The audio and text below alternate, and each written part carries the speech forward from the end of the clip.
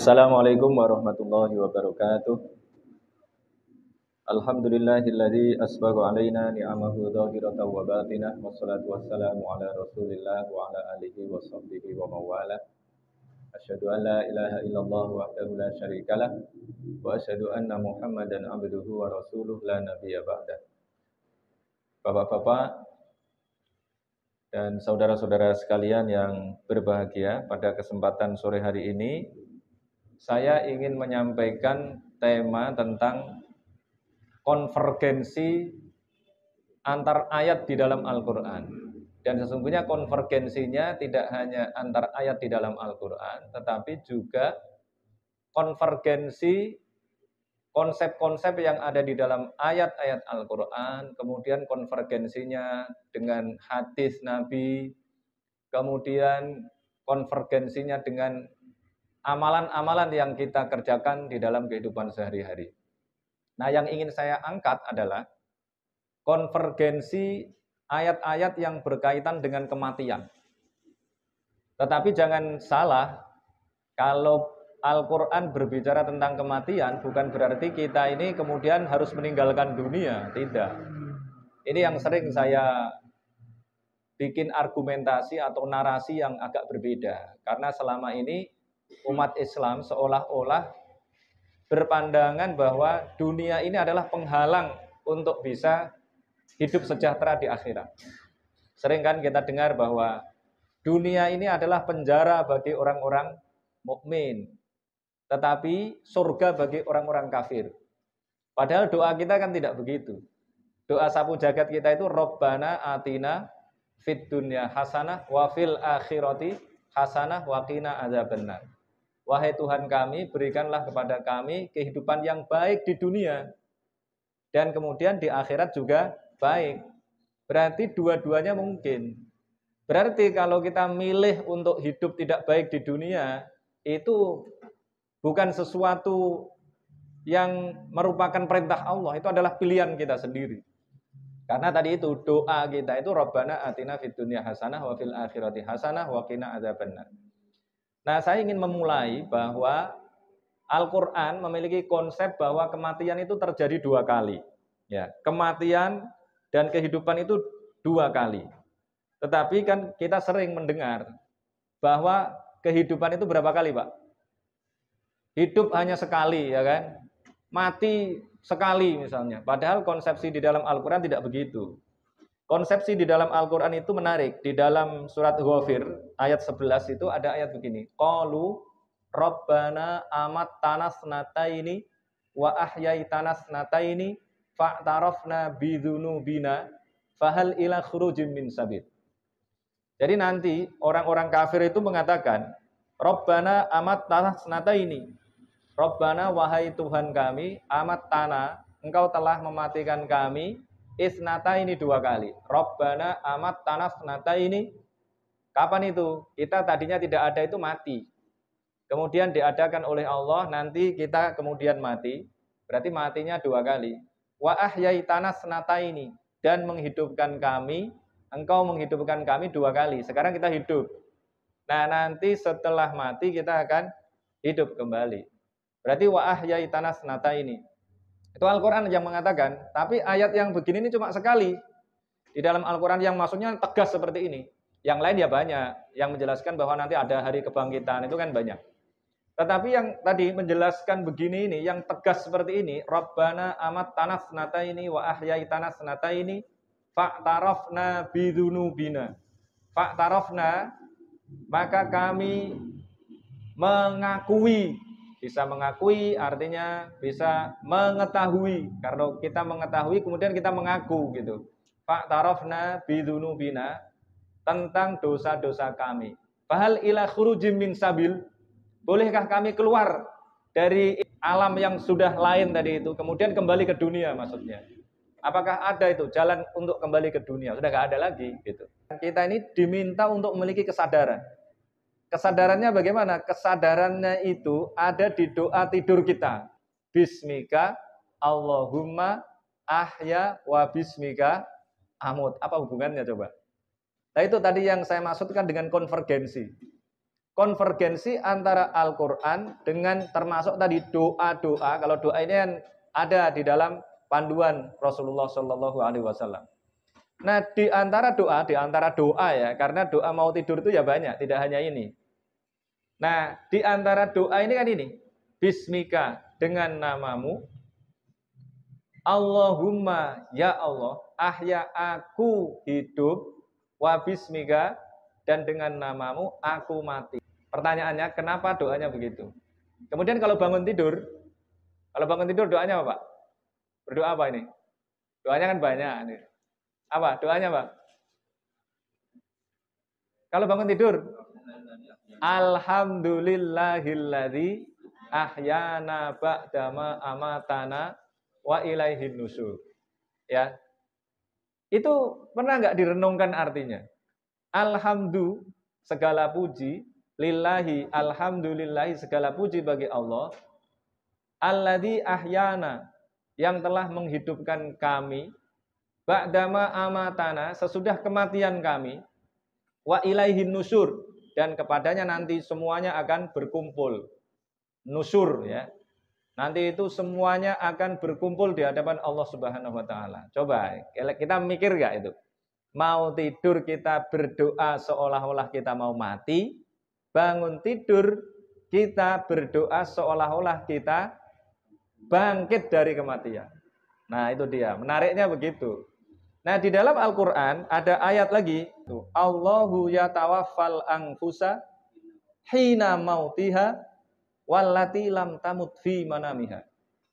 Allah mewafatkan manusia, al-anfus itu artinya jiwa. Allah mewafatkan jiwa-jiwa hina mautiha, ketika matinya, wallati lam tamut fi manamiha, dan yang tidak mati diwafatkan di dalam tidurnya. Berarti bapak-bapak tadi malam ngapain, Pak? Mati atau wafat? Kan ayatnya begini. Nah, ini perlu direnungkan, makanya perenungannya harus mendalam ini.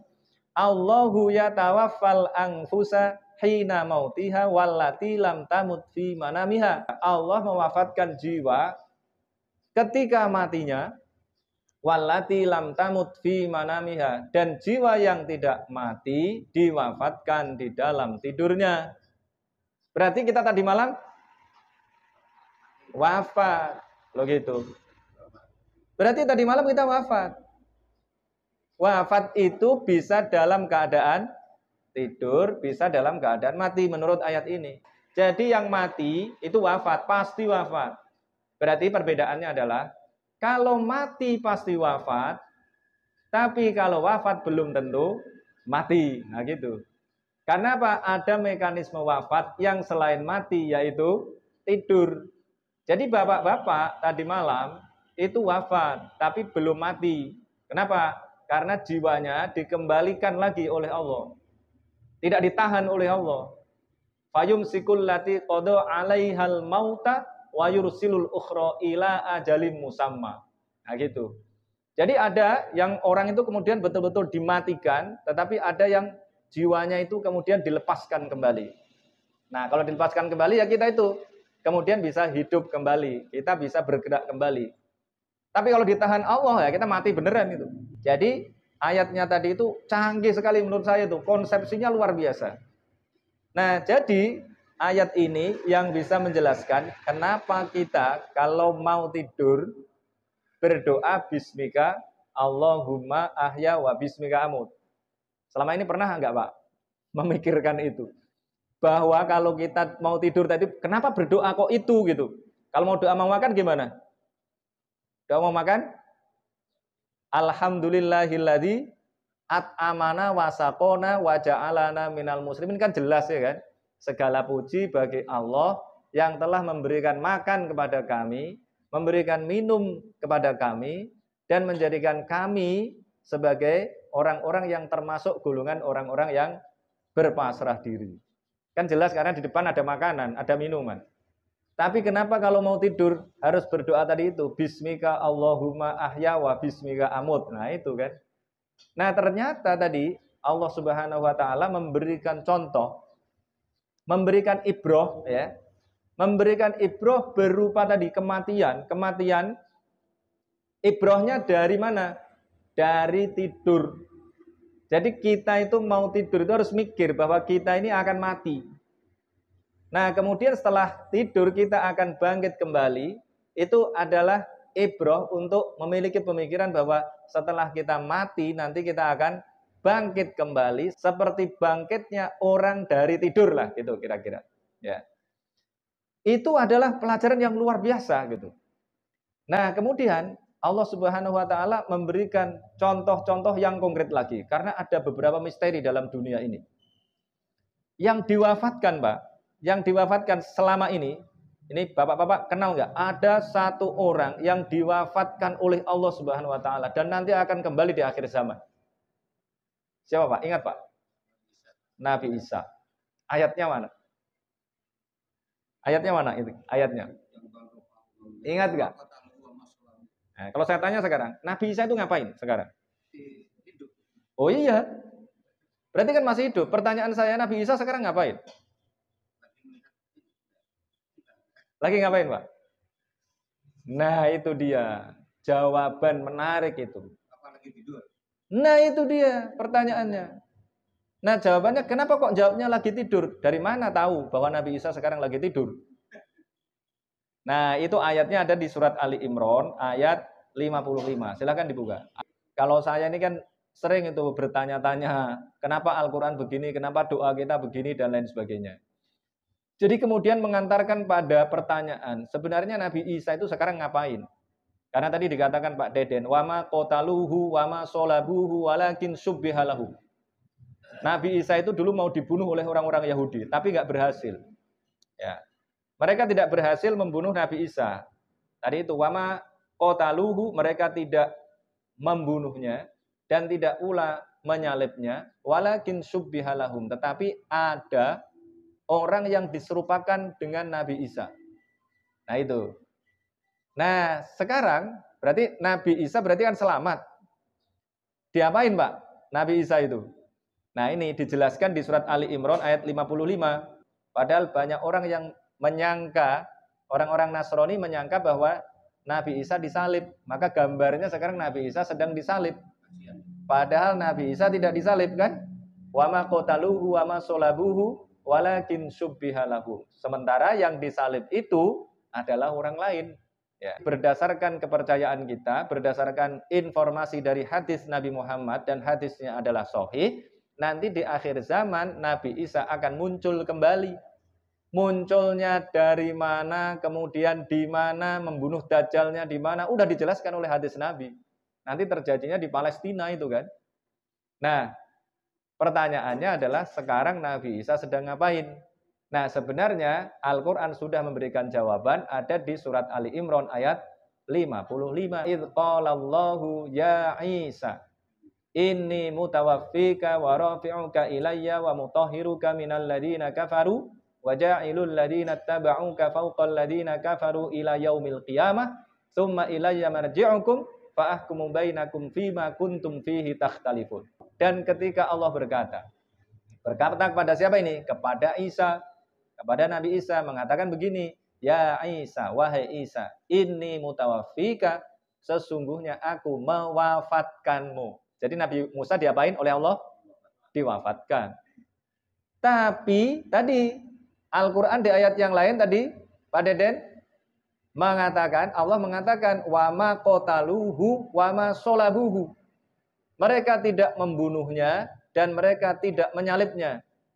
Kemudian Al-Quran tidak hanya mengatakan tadi ini, ya Isa inni mutawaffika. Kemudian apa lagi? Wa rafi'uka ilayya. Dan mengangkatmu kepadaku. Jadi Nabi Isa ini diwafatkan kemudian diangkat kepada Allah. Gitu. Nah pertanyaannya sekarang, kalau tidak mati tapi Allah mewafatkan, berarti Nabi Isa sedang ngapain, Pak? Sedang tidur, berarti. Jawabannya gampang, ya kan? Nah, selama ini pernah nggak itu kepikiran? Nabi Isa itu sedang ngapain sekarang itu? Nabi Isa sedang tidur berdasarkan surat Ali Imran ayat 55 ini. Gitu.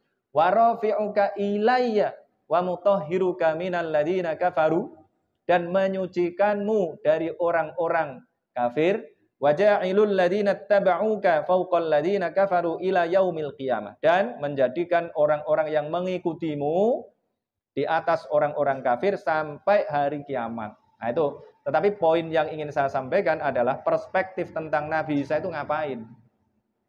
Karena tadi itu tidak dibunuh, tidak disalib, tetapi tadi informasi di Ali Imran ayat 55 bahwa Allah Subhanahu wa taala mewafatkan Nabi Isa. Wafat tidak mati berarti tidur. Nah, sekarang buktinya apa? Tidurnya kok lama banget itu. Berarti kan tidurnya sejak tahun berapa itu? Sejak tahun berapa itu? Berarti kan sekarang sudah tahun berapa? 2023, ya kan? Berarti kira-kira Nabi Isa itu sudah tidur berapa abad? Berapa?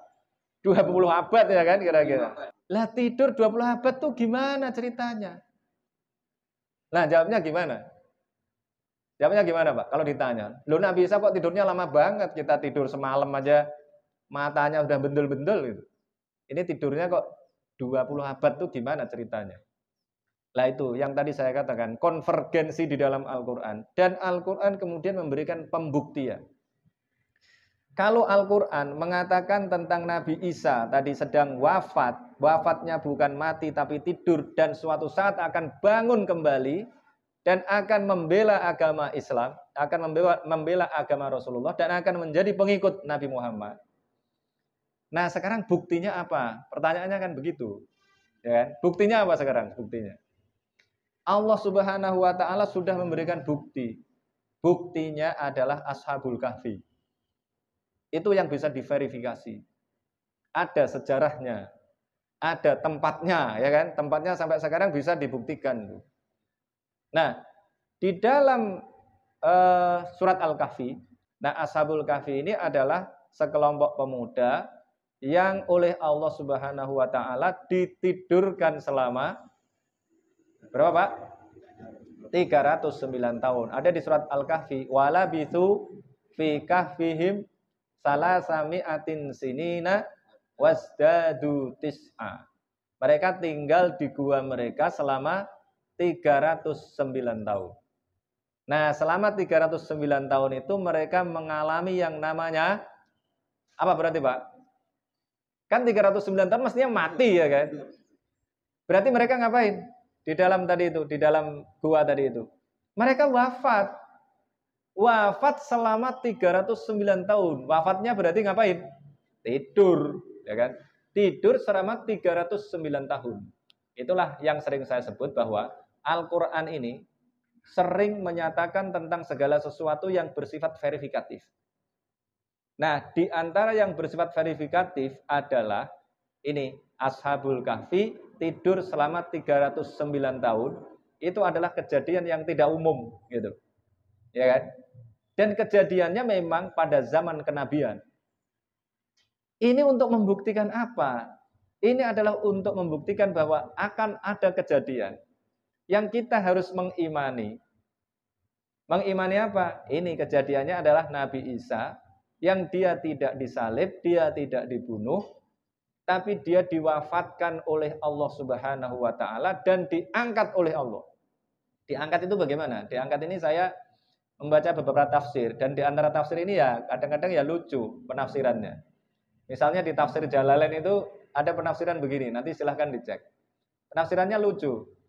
Jadi ketika Nabi Isa itu sudah disiksa oleh orang-orang itu, dikejar-kejar oleh orang-orang Yahudi itu, kemudian Nabi Isa ini menggantung di awan, naik itu. Tadi kan ayatnya idz qala Allahu ya Isa inni mutawaffika wa rafi'uka ilayya. Itu kan ayatnya wa rafi'uka itu artinya adalah dan mengangkatmu.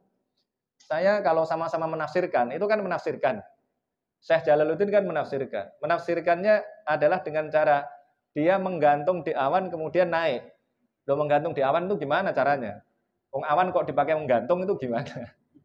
Kan nggak bisa, Pak. Gimana cara menggantung di awan itu? Memangnya awan itu tali kan nggak bisa. Ya kan? Nah, gimana rafi'uka itu? Mengartikan rafi'uka itu gimana? Bapak-bapak kan kalau wudhu itu kan berdoa kan? Ada doanya nggak? Pakai berdoa atau diam aja kalau wudhu? Ah, gimana itu? Nawaitul wudu'a li raf'il hadatsil asghari. Ya. Kalau wudu itu, aku berniat wudu li raf'il hadatsil asghari. Li raf'il hadats itu artinya apa? Untuk mengangkat. Mengangkat itu maksudnya apa? Membuang atau menghilangkan. Ya kan? Ya ini tadi, Nabi Isa dihilangkan aja oleh Allah. Lah apa susahnya gitu? Allah menghilangkan Nabi Isa itu. Berarti warafi'uka. Ini kalau pakai teori fisika. Tapi ini ya, ini namanya dugaan. Ini sama-sama dugaan itu, ya. Karena kita nggak ngerti. Nah, warafi'uka, tapi itu jauh lebih masuk akal. Jadi misalnya tadi itu warafi'uka itu ya dinaikkan oleh Allah. Dinaikkan apa? Kalau dalam fisika ya dimensinya. Dimensinya seperti kita ini. Kita ini ada di dimensi berapa, Pak? Dimensi berapa? Kita ada di dimensi berapa? 4. Ya kan, ruang dan waktu. Malaikat ada di dimensi berapa? Dimensi yang lebih tinggi lagi. Kita nggak bisa melihat malaikat, tapi malaikat bisa melihat kita. Nah itu dia. Berarti malaikat itu ada di alam apa? Nah, alam ghaib, ya kan? Alam ghaib. Alamnya alam apa itu? Pokoknya alam ghaib lah gitu. Nah, ini masuk di dimensi yang lebih tinggi. Berarti warafi'uka itu berarti yang naik ke dimensi yang lebih tinggi. Karena naik di dimensi yang lebih tinggi, maka tadi disebut warafi'uka. Alamnya alam ghaib. Kalau alamnya alam ghaib, berarti masuknya adalah masuk di dalam aspek keimanan. Maka saya sering mengatakan, tadi saya ulang lagi, Al-Quran mengatakan tentang banyak hal yang bisa diverifikasi. Dan itu semuanya terbukti. Misalnya apa? Misalnya Al-Quran berbicara tentang penciptaan janin di dalam perut ibunya. Walaqad khalaqnal insana min sulalatin min tin, tsumma ja'alnahu nutfatan fi qararin makin, tsumma khalaqnan nutfata 'alaqatan, fa khalaqnal 'alaqata mudghatan, fa khalaqnal mudghata idhaman, fa kasawnal idhama lahma, tsumma ansha'nahu khalqan akhar, fatabarakallahu ahsanul khaliqin. Manusia itu diciptakan dari saripati tanah. Walaqad khalaqnal insana min sulalatin min tin, tsumma ja'alnahu nutfatan. Kemudian kami menjadikannya sebagai nutfah. Nutfah itu artinya sperma. Kemudian sperma itu disebut juga dengan mani, ya. Mani. Kenapa disebut dengan mani? Maniyun itu artinya yang muncrat, artinya. Yang muncrat. Mim maniyyi yumna. Yumna itu artinya ya disemprotkan gitu. Jadi yang yang dimuncratkan gitu. Mim maniyyin. Kenapa disebut dengan maniyun? Maniyun itu artinya sesuatu yang muncrat artinya. Nah, kemudian tadi itu walaqad khalaqnal insana min sulalatin min tin tsumma ja'alnahu nutfatan. Maka dalam bahasa kita itu ada plasma nutfah. Loh itu masuk ke dalam bahasa Indonesia itu. Plasma nutfah. Tsumma ja'alnahu nutfatan fi qararim makin. Di dalam tempat menetap yang kokoh. Fi qararim makin. Berarti disemprotkan ke dalam rahim perempuan. Summa khalaqnan nutfata 'alaqatan, dan seterusnya itu sampai fatabarakallahu ahsanul khaliqin. Itu adalah proses kejadian kita di dalam perut ibu kita. Bayangkan itu ya, bayangkan kalau tadi itu ya proses kejadian manusia di dalam perut ibu itu ternyata salah. Di dalam era modern ini bisa bahaya itu, Pak. Kalau kebalik satu aja. Kalau kebalik gimana? Sekarang sudah ada era USG, sudah bisa dilihat, ya. Sudah ada penelitian. Ternyata kebalik satu Al-Quran. Gimana kira-kira, Pak? Kalau prosesnya kebalik satu aja gimana? Ya sudah. Al-Quran ini udah batal. Kita tinggalkan beramai-ramai. Islam ini nggak relevan. Kenapa? Karena kitab sucinya salah. Tapi ternyata pada saat itu, 14 abad yang lalu, Nabi Muhammad bisa menyatakan tadi itu, menyatakan ayat Al-Quran tentang proses kejadian umat manusia di dalam perut ibunya itu urut. Mulai dari saripati tanah, kemudian jadi sperma, kemudian jadi makhluk yang baru di dalam perut ibunya. Dan tidak ada yang salah satupun. Kalau salah satu saja, maka Al-Quran jadi tidak relevan. Kita nggak perlu jadi umat Islam. Karena kitab sucinya adalah kitab suci yang salah. Tapi ternyata setelah dibuktikan secara saintifik, ternyata memang proses kejadiannya begitu. Padahal 14 abad yang lalu belum ada USG dan kita tidak pernah melihat atau mendengar, ya, kita tidak pernah mendengar informasi dari hadis, dari cerita-cerita orang di masa lalu yang Nabi Muhammad itu seringkali misalnya ngajak perempuan hamil kemudian dibedah perutnya, misalnya nggak pernah ada begitu. Tetapi pada saat itu sudah bisa menjelaskan tentang tadi itu proses kejadian manusia di dalam perut ibunya. Kalau salah satu saja, maka Al-Quran sudah tidak relevan. Apalagi Pak? Al-Quran menjelaskan tentang segala sesuatu yang bisa diverifikasi. Yang bisa diverifikasi itu maksudnya bisa dibuktikan. Apa contohnya? Yang lain. Misalnya di dalam Al-Quran, surat Ar-Rahman, ada marojal bahroini yaltaqiyah. Laut terbelah menjadi dua. Nah sekarang bisa dibuktikan. Kenapa terbelah menjadi dua? Itu karena ada perbedaan kerapatan. Nah, yang satu kalau di dalam Al-Qur'an dijelaskan hadza adbun furat wa hadza milhun ujaj. Yang ini rasanya tawar, yang ini rasanya adalah asin agak pahit, gitu. Kenapa? Karena terjadi perbedaan kerapatan. Sekarang bisa dibuktikan secara ilmiah. Begitu, ya. Nah, coba kalau salah lagi itu. Kan gawat itu. Ya. Kemudian apa lagi? Contoh yang lain apa Pak? Contoh lain, contoh di dalam Al-Quran adalah prediksi. Kalau ini, kalau tadi itu adalah isyarat yang bersifat saintifik. Tetapi di dalam Al-Quran itu ada prediksi-prediksi. Prediksi itu ya apa? Ramalan lah ya. Ada ramalan di dalam Al-Quran. Ramalannya itu apa Pak? Ramalan yang paling, ini yang sesuai dengan disiplin ilmu saya, itu ramalan yang bersifat politik. Dulu itu, yang namanya superpower adalah Persia dan Romawi. Romawi dan Persia itu kalau sekarang ya kira-kira Amerika dan Cina. Kalau dulu kan Amerika dan Uni Soviet, ya.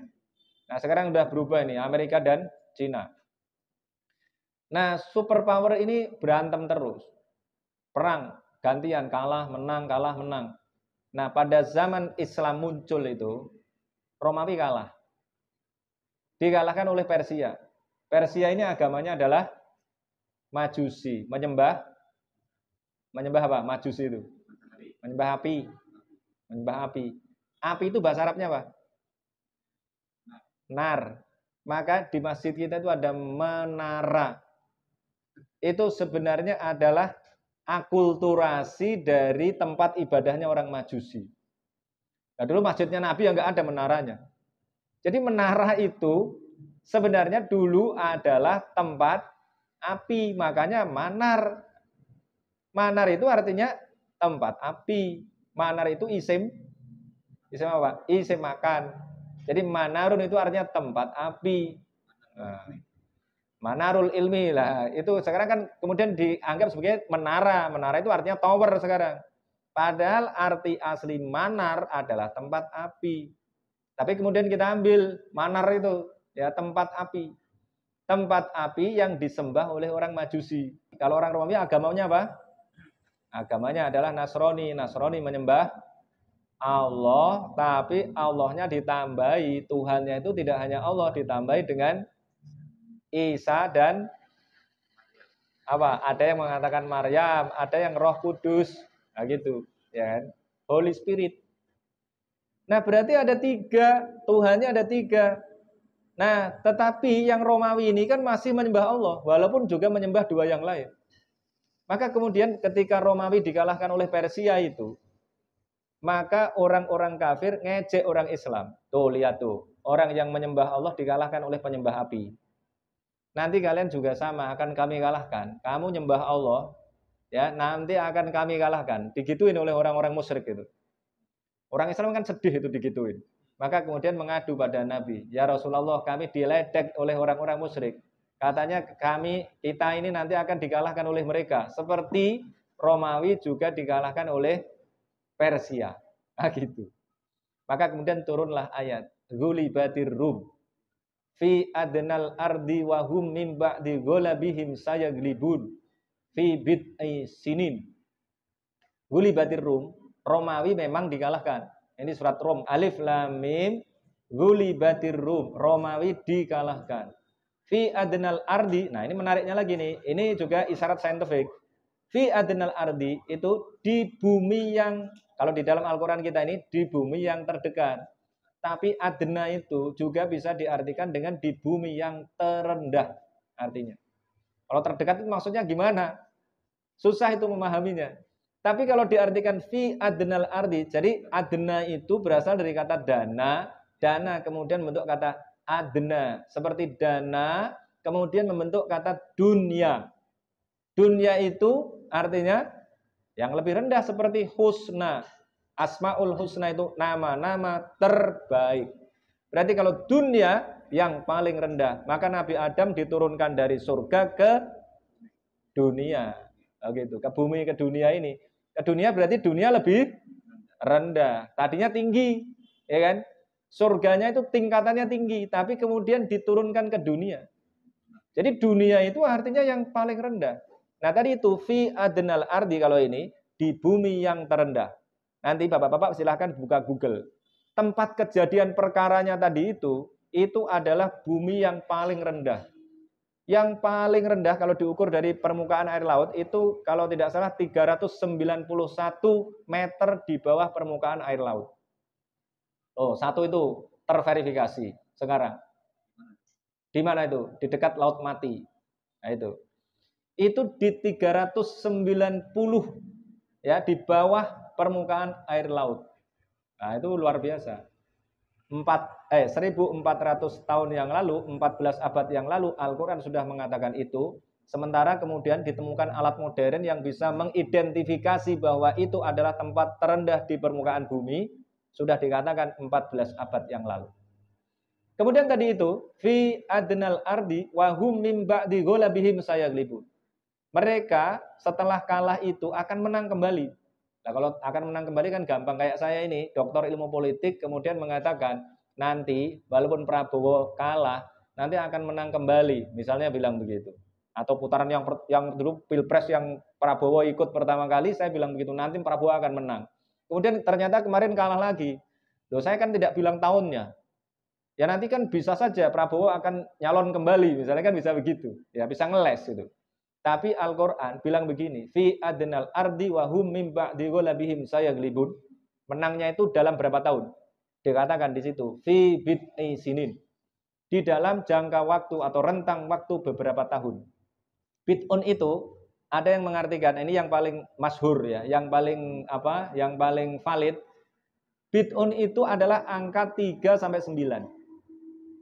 Nah, berarti nanti menang kembalinya itu adalah dalam rentang waktu 3 sampai 9 tahun. Ayat ini ketika turun diketawain sama orang-orang kafir. Gak mungkin Romawi bisa menang kembali melawan Persia dalam waktu tadi itu 3 sampai 9 tahun, itu gak mungkin. Karena tingkat destruksinya itu luar biasa. Kerusakannya itu parah sekali. Perlu waktu lebih dari 2 dekade. Tapi Al-Quran mengatakan fi bid'i sinin, di dalam rentang waktu hanya beberapa tahun saja. Nah itu dia. Ternyata menang kembalinya tahun keberapa Pak? Menang kembalinya pada tahun ke-7. Padahal Abu Bakar pada saat itu sudah taruhan. Dulu taruhan belum diharamkan. Nah ini hikmahnya. Jadi pada saat itu taruhan belum diharamkan dan Abu Bakar taruhan, saya pegang 6 tahun gitu. Ya dia bilang 6 tahun. Nah jadi menang kembalinya 6 tahun karena dia sangat yakin. Nah ternyata menang kembalinya pada tahun ke-7 menang kembalinya. Jadi Abu Bakar kalah, kalah taruhan. Nah itu kemudian taruhan diharamkan. Nah itu tadi dari situ. Coba bayangkan, kalau menang kembalinya itu pada tahun ke-11 gimana? Itu udah nggak relevan itu Al-Quran. Pada tahun ke-11 saja, tahun ke-10 aja udah nggak relevan. Karena apa tadi bid'un itu 3 sampai 9 kalau nggak salah begitu ya. 3 sampai 9 itu yang paling kuat lah ya.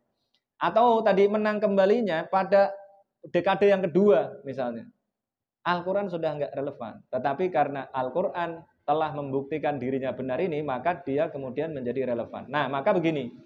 Kita membahas tadi soal tidur dan mati tadi itu. Mati, tidur, wafat tadi itu. Apa tujuannya? Tadi kan di awal saya mengatakan bahwa ini ada konvergensi antara satu ayat Al-Quran dengan ayat yang lain. Tadi di awal dikatakan bahwa Nabi Isa itu tidak mati, tidak disalib. Terus ngapain? Oh, dia diwafatkan oleh Allah. Lah kalau wafat itu bagaimana? Wafat kalau tidak mati berarti dia tidur. Lah tidur kok lama sekali? Sudah ada buktinya. Pernah ada buktinya. Buktinya siapa? Buktinya Ashabul Kahfi. Ashabul Kahfi pernah tidur 309 tahun dan nggak ada masalah, bisa bangun kembali. Sudah dibuktikan secara apa? Secara historis. Ya gitu kan. Sama dengan kejadian-kejadian lain yang tadi saya katakan bahwa ada kejadian-kejadian yang bersifat verifikatif dan itu ternyata terbukti benar. Nah, ini karena sudah azan, maka kita hentikan sampai di sini, kita berbuka dulu. Wabillahi taufiq wal hidayah. Wassalamualaikum warahmatullahi wabarakatuh.